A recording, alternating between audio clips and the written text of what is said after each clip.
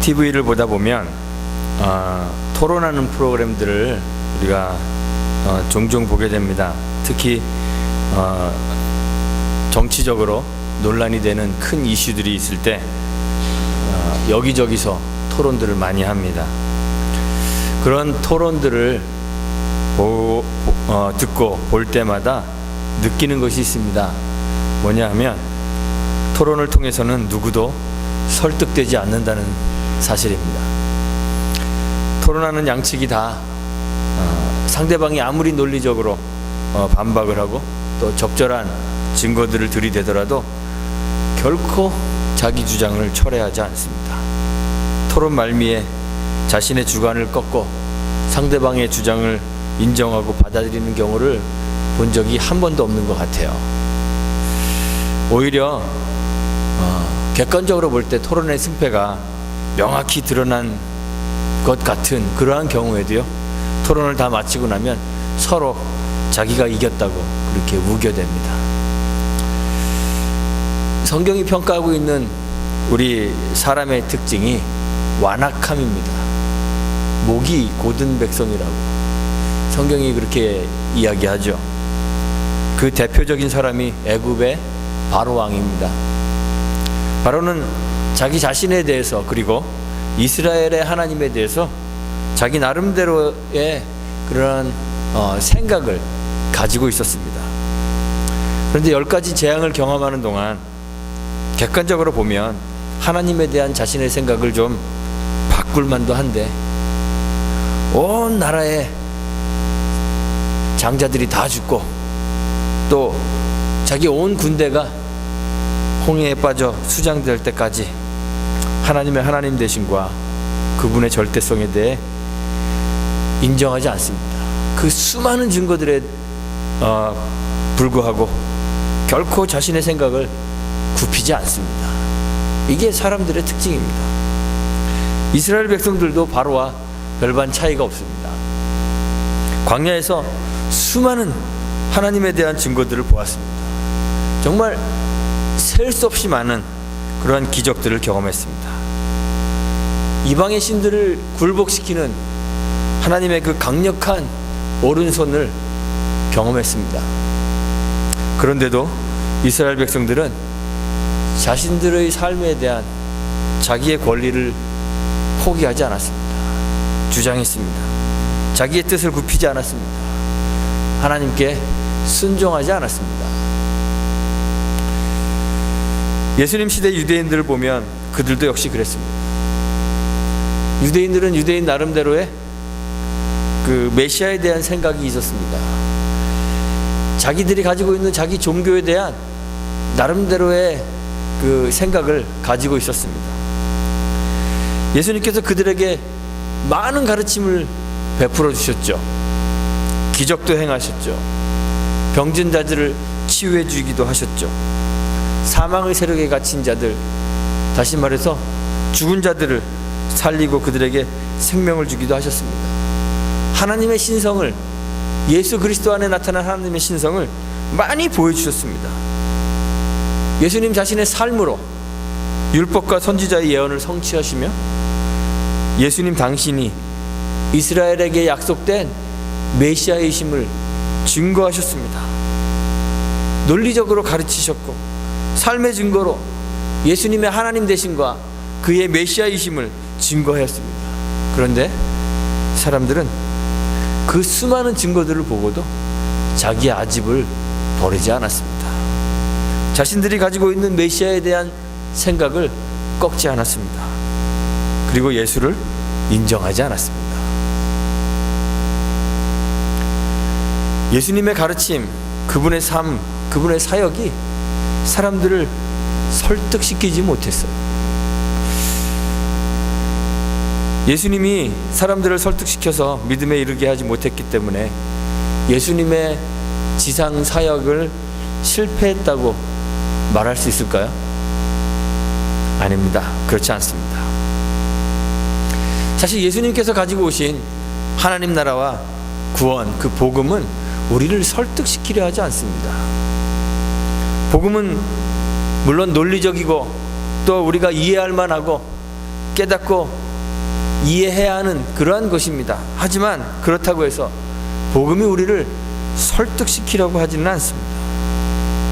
예수님은 사람들의 증거를 필요로 하시는 분이 아니십니다. 복음과 하나님 나라를 주님은 선포하셨습니다.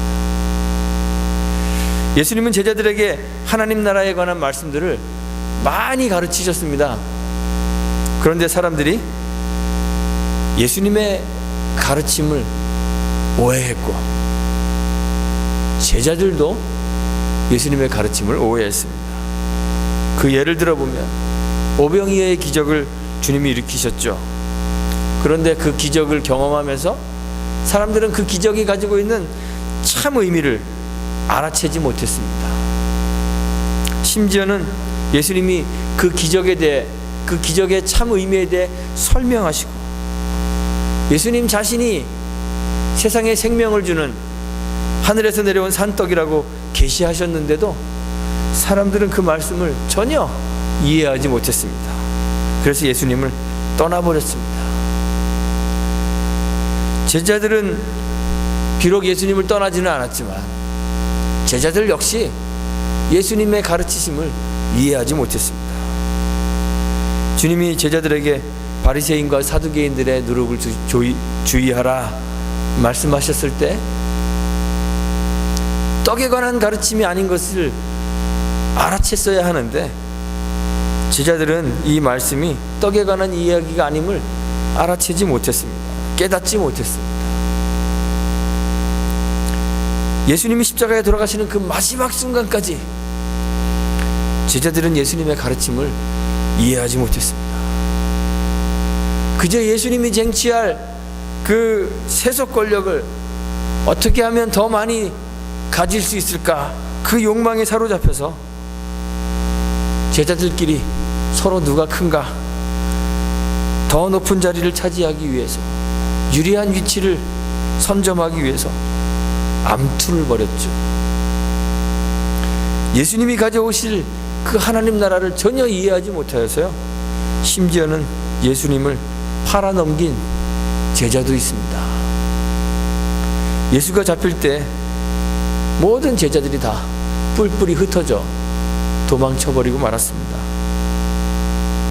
이런 제자들이 그 구원의 범위 안으로 들어간 것은 이해해서가 아니라 성령의 오심을 통해서입니다. 예수님께서 말씀하셨죠. 부활 후 승천하게 되면 보혜사 성령을 보내주실 것이다 약속하셨습니다. 성령이 오시면 주님이 그동안 가르치셨던 것들, 그동안 이해하고 깨닫지 못했던 것들, 그 가르침들이 생각나고 깨닫게 될 것이라고 주님이 말씀하셨습니다.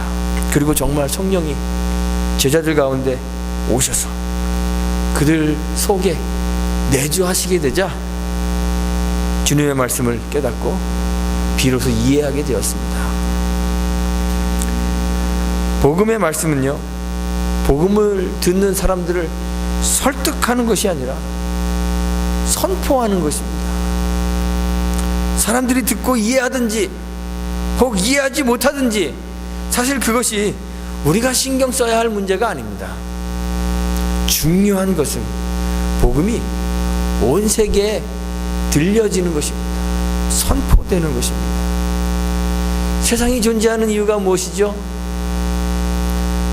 하나님 영광을 드러내는 것입니다. 우리 이번 달 첫 주에 시편 19편 말씀 저희들이 함께 상고해 보았잖아요.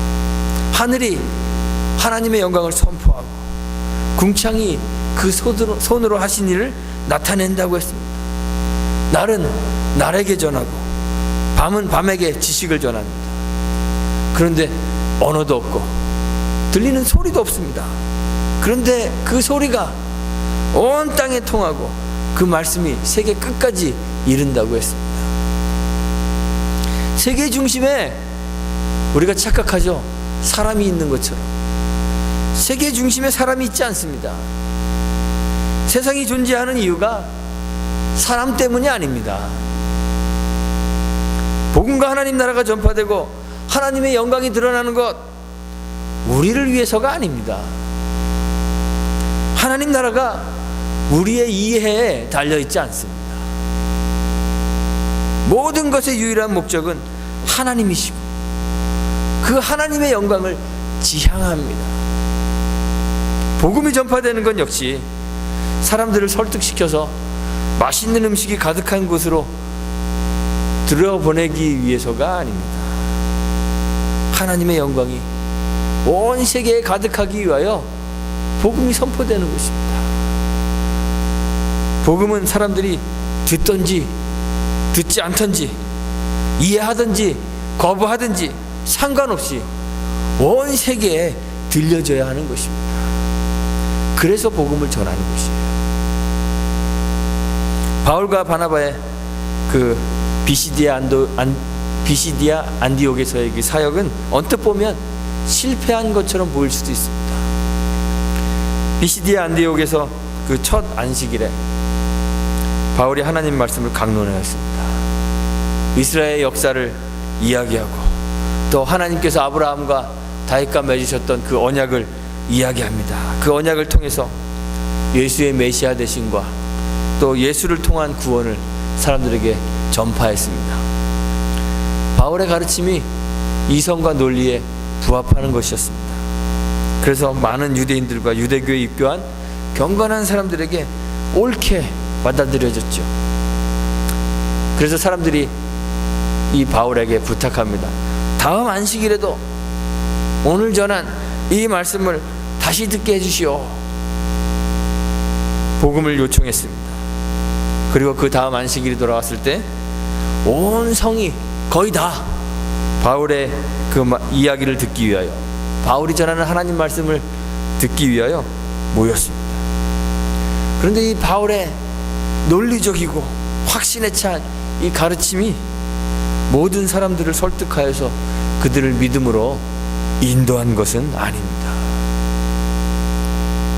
유대인들은 모인 무리들을 보면서 마음에 시기가 가득하게 되었습니다. 바울이 말한 것, 그가 전한 복음을 변박하고 또 비방했습니다. 그런데 오늘 성경을 보니까 바울과 바나바는 그들과 변론하고 그들을 이해시키려고 애쓰지 않습니다. 바울이 왜 이럴까 싶을 정도로 말씀해 보니까 하나님의 말씀을 마땅히 먼저 너희에게 전할 것이로되 너희가 버리고 영생 얻음에 합당치 않은 자로 자처하기로 우리가 이방인에게로 향하노라, 이렇게 이야기해 버리고 맙니다.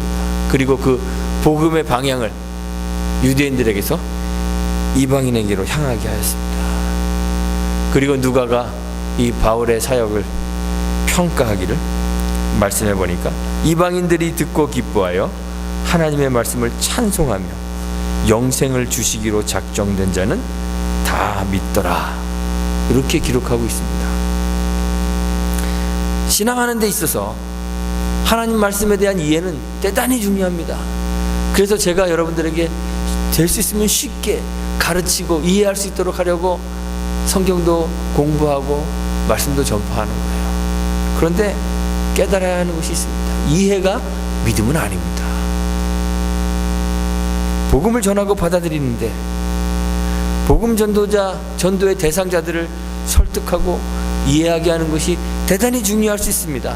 그러나 논쟁에 승리하고 복음에 반박하지 못하도록 논리적으로 설명했다고 해서 믿음이 생기는 것은 아니라는 말입니다. 복음은 설득하고 이해시켜야만 하는 것이 아닙니다. 전도는 선포하는 것입니다. 복음은 하나님에 관한 이야기이며 하나님이 하신 일에 관한 이야기이기 때문에 온 세계에 들려져야 하는 것이에요. 하늘과 궁창이 하나님과 그 하신 일들을 소리쳐 선포하듯이 말입니다. 우리는 복음을 우리 중심으로 생각하기 때문에 복음을 마치 구걸해서 팔아야 하는 싸구려 상품처럼 그렇게 만들어 버렸어요. 어떻게든지 잘 증명해서 팔아 넘겨야 하는 그러한 물건처럼 복음을 생각하게 되었습니다. 그래서 하나님의 존재를 증명하기 위해 신자들의 삶이 부유해지고 어떻게든지 형통해지면 하나님이 더 잘 증명되고 복음이 사람들에게 더 쉽게 받아들여지고 더 많은 사람들이 믿음 안으로 들어올 것이라고 착각하게 되는 거예요. 그래서 신자들이 이런 얘기 많이 하죠. 신자가 잘 돼야 하나님이 영광 받으신다는 이러한 근거 없는 이야기들이 마치 성경이 말하는 것처럼 그렇게 받아들여지게 되었습니다.